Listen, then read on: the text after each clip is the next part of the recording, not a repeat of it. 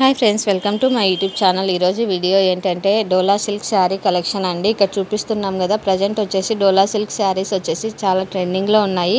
Designs అయితే చాలా varieties ఉన్నాయి. నేను యూట్యూబ్లో కూడా పోస్ట్ చేశాను. ఇది వచ్చేసి రీసెంట్ మోడల్ అండి.